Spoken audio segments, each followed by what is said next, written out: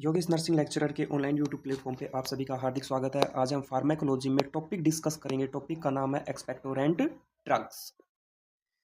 Expectorant drugs also known as mucokinetic. Expectorant drugs का दूसरा नाम है म्यूकोकाइनेटिक्स। अब ये म्यूकोकाइनेटिक्स और एक्सपेक्टोरेंट ड्रग्स क्या होती है? This drugs help in removal of secretions of the respiratory tract. Respiratory tract में जो सीक्रेशंस होते हैं उनको रिमूव करने में ये ड्रग्स हेल्प करती है।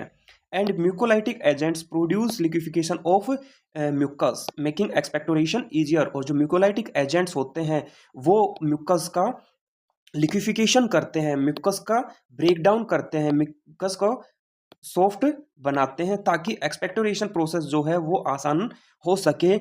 इसके द्वारा जो भी म्यूकस होता है वो आसानी से रिमूव हो सके। दैट इज द एक्सपेक्टोरेंट्स और म्यूकोकाइनेटिक्स। Types of expectorants.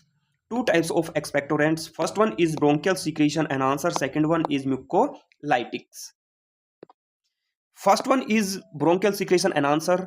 इसके एग्जांपल है sodium citrate, second one is potassium citrate, third one is potassium iodide, fourth one is guaifenesin, fourth one is ammonium chloride. Second types that is mucolytics. इसके example है bromhexine, ambroxol, acetylcysteine, carbocisteine and mucodyne. Mechanism of action of mucokinetics और expectorants. Expectorants जो भी drugs है वो किस तरह से अपना एक्शन करती हैं। दे राइज ब्रोंकियल सीक्रेशन और रिड्यूस इट्स विस्कोसिटी। ये जो भी म्यूकोकाइनेटिक्स ड्रग्स है वो ब्रोंकियल सीक्रेशंस को बढ़ा देती है और जो भी म्यूकस है उसकी विस्कोसिटी को रिड्यूस कर देते, कम कर देते, ताकि जो भी ब्रोंकियल सीक्रेशन है वो आसानी से बाहर रिमूव हो सके। Sodium and potassium citrate enhance bronchial secretion. Sodium और पोटेशियम सिट्रेट ब्रोंकियल सीक्रेशन को एनहांस कर देते हैं ताकि वो क्या हो सके, उस ट्रैक्ट से बाहर आ सके।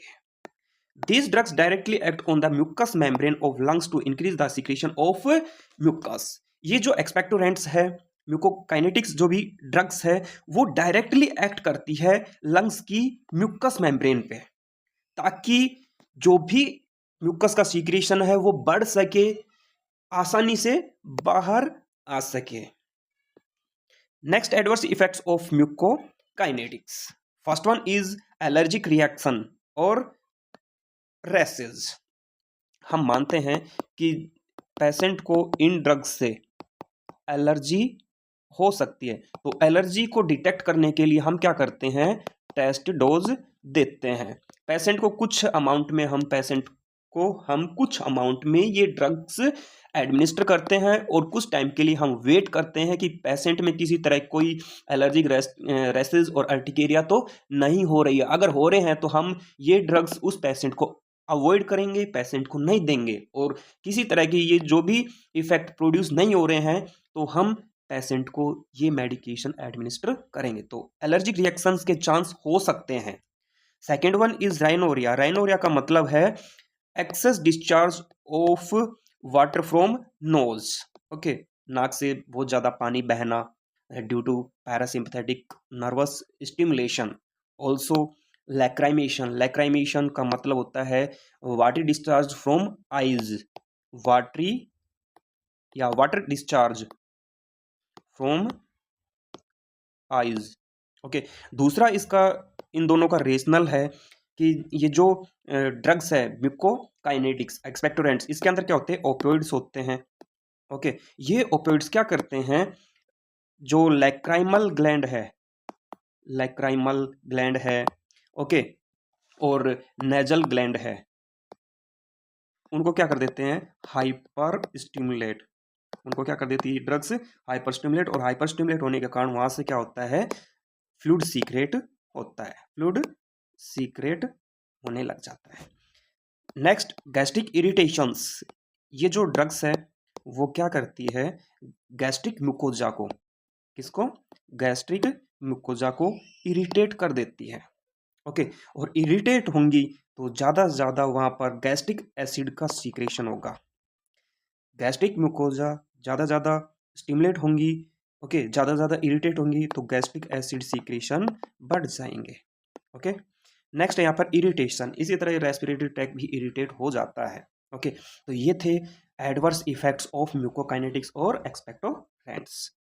Next, indications of mucokinetics. Mucokinetics किस किस कंडीशन में हम यूज लेते हैं? First one is chronic productive cough. लंबे समय से खांसी चल रही है और खांसी के साथ क्या हो रहा है, म्यूकस प्रोड्यूस हो रहा है, तो उस कंडीशन में हम एक्सपेक्टोरेंट्स का यूज लेते हैं। Thick mucus production. Okay, mucus कैसा है, थिक है, म्यूकस कैसा है, थिक है। ओके, उस कंडीशन में भी हम एक्सपेक्टोरेंट्स का यूज लेते हैं। Combination with antitussive drugs for relieving cough. इन म्यूकोकाइनेटिक्स को हम क्या करते हैं, एंटीट्यूसिव ड्रग्स के साथ देते हैं ताकि वो कफ को रिलीव कर सके। ओके, तो 3 कंडीशन में हम म्यूकोकाइनेटिक्स का यूज लेते हैं। Next one is contraindication of mucokinetics और एक्सपेक्टोरेंट्स। किस कंडीशन में हम इन ड्रग्स को अवॉइड करेंगे? First one is history of peptic ulcer. Peptic ulcer की कंडीशन में हम इन म्यूकोकाइनेटिक्स ड्रग्स को अवॉइड करेंगे। क्यों करेंगे? क्योंकि ये जो ड्रग्स है वो गैस्ट्रिक म्यूकोजा को क्या करते हैं, इरिटेट करती है, और गैस्ट्रिक म्यूकोजा इरिटेट होंगी तो क्या होगा, गैस्ट्रिक एसिड का सीक्रेशंस बढ़ जाएगा। ऑलरेडी पैप्टिक अल्सर हो रखे हैं, वहाँ पर पैप्टिक अल्सर क्यों हुआ है, क्योंकि हम एक रीजनल मानते हैं कि एक्सेसिव गैस्ट्रिक एसिड सीक्रेशन के कारण पैप्टिक अल्सर हुआ है। तो यहाँ पर ज़्यादा से ज़्यादा HCl रिलीज होगा तो क्या होगा, इसकी सीवियरिटी को ये बढ़ा देगा। ओके, तो सीवियरिटी को कम रखने के लिए हम क्या करते हैं, इन ड्रग्स को अवॉइड करते हैं। Second one is asthmatic patient. Patient कैसा है, अस्थमेटिक, और उसका एयरवे ऑलरेडी क्या है, नैरो है, और फिर हम क्या देते हैं, म्यूकोकाइनेटिक्स, और ये म्यूकोकाइनेटिक्स क्या करते हैं, जो रेस्पिरेटरी ट्रैक्ट सीक्रेशंस को बढ़ा देते हैं, रेस्पिरेटरी ट्रैक्ट के सीक्रेशंस को बढ़ा देते हैं। ऑलरेडी एयरवे नैरो है और ये सीक्रेशंस इस एयरवे में जाएंगे तो एयरवे क्या हो जाएगा, ऑब्स्ट्रक्ट हो जाएगा, तो पेशेंट को और सीवियरिटी बढ़ जाएगी। तो इस कंडीशन में भी हम अवॉइड करेंगे। सीवियर हिपैटिक और रीनल डिसफंक्शन, किडनी और लीवर यहाँ पर प्रॉपरली फंक्शन नहीं कर पा रहे, तो उस कंडीशन में भी हम इन ड्रग्स को अवॉइड कराएंगे। लीवर क्या करता है, ड्रग्स का मेटाबॉलिज्म करता है, और किडनी क्या करती है, उन ड्रग्स को बॉडी से बाहर करती है। जब यही काम नहीं करेंगे तो बॉडी के अंदर इन ड्रग्स का लेवल बढ़ जाएगा और कई तरह के डिसऑर्डर, कई तरह की एबनॉर्मलिटी बॉडी के अंदर डेवलप हो जाएगी। तो इस तरह की एबनॉर्मलिटी डेवलप ना हो तो हम क्या करते हैं, इन कंडीशंस में ये ड्रग्स अवॉइड करते हैं। नेक्स्ट, नर्सिंग रेस्पॉन्सिबिलिटीज कि रोल ऑफ नर्स। नर्स के क्या रोल है जब हम पेशेंट को क्या कर रहे हैं, म्यूकोकाइनेटिक्स और एक्सपेक्टोरेंट ड्रग्स दे रहे हैं, तो उस दौरान नर्स के क्या रोल रहेंगे? First one is assess the adverse effect after taking the medication. जितने भी म्यूकोकाइनेटिक और एक्सपेक्टोरेंट्स हमने पेशेंट को दी है उसके बाद हम क्या करेंगे, एडवर्स इफेक्ट को असेस करेंगे। Okay, next, advised to take plenty of fluid during this therapy to ensure removal of thick mucus।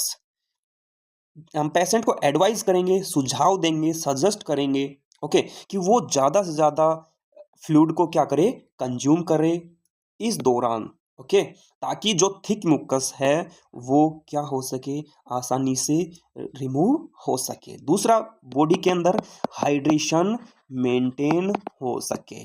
Okay, next, educate patient on proper use of medications. Patient को हम एजुकेट करेंगे कि आप properly in medications का use ले। किस तरह से एजुकेट करेंगे कि एग्जैक्ट ड्रग, या फिर कहे तो राइट ड्रग राइट टाइम पे ही उनको यूज लेनी है। किसी तरह कोई भी एडवर्स इफेक्ट अगर अराइज हो रहा है तो आप हमें इन्फॉर्म कर सकते हैं। These all are the nursing responsibilities of म्यूकोकाइनेटिक्स।